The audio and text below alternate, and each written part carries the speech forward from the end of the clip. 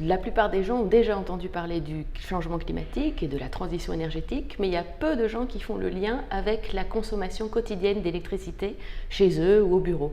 On a tous un frigo qui consomme 24 heures sur 24 de l'électricité et on l'oublie complètement.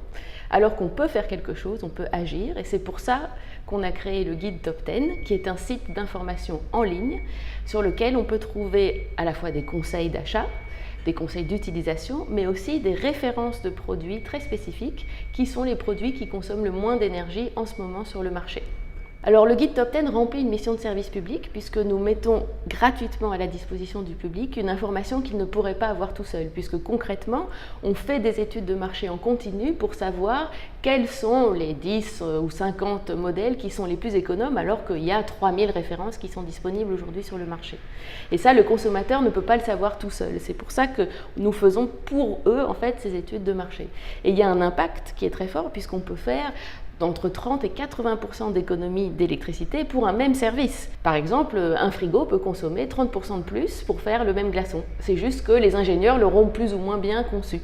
Et c'est ça que Guide Top 10 vous aide à identifier, c'est quels sont les réfrigérateurs qui font le frigo le plus performant, le glaçon le plus performant.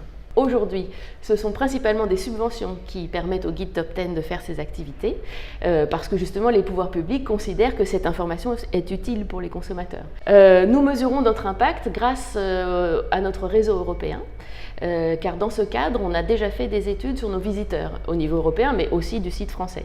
Et on voit que nos visiteurs, une certaine partie, achètent des produits que nous recommandons et grâce à ça, on peut faire des calculs en moyenne des économies en kilowattheure économisées et de CO2, puisque c'est ça, au bout du compte, l'objectif aussi, c'est qu'il y ait moins d'émissions de gaz à effet de serre.